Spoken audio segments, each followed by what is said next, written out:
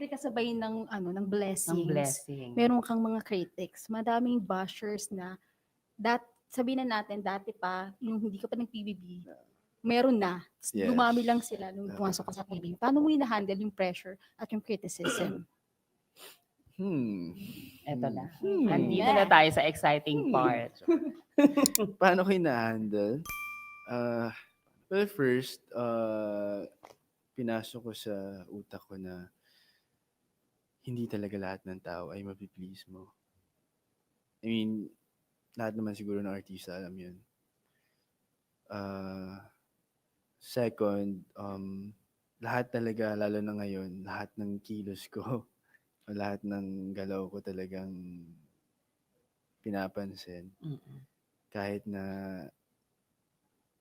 sobrang layo or sobrang gawa-gawa lang. Minsan, minsan nakakatawa. Minsan parang delulo na eh. Sobra na. Sobra na eh. Oo. Parang sobra na. But at the end of the day, like ko sinasabi na parang mag-focus na lang ako sa mga taong nagmamahal sa akin. Sa mga taong sumusuporta. But then, hindi siya ibig sabihin na parang free pass na to all bashers na parang gumawa ng ganyan bagay. Lalo na ngayon.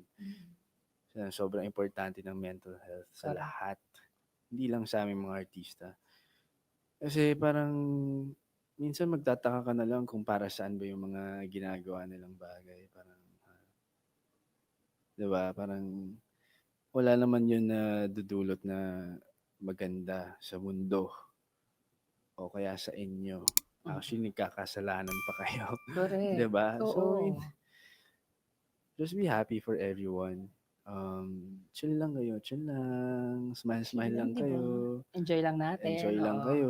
Wag We na should kayong... understand nga, tama, Dustin, na lalo na sa mga celebrities bilang public figure, no, na hinay-hinay din sa mga comments at mga messages na sinasabi. Kasi at the end of the day, Tao din tanggalin sila. mo yung glam life ng Tao celebrities. lang Tao rin. lang din talaga tayo pare-pareho. Honestly, totoo yan. Gusto ko lang palawakin pa yan ha. Kasi ito na yung chance. Diba?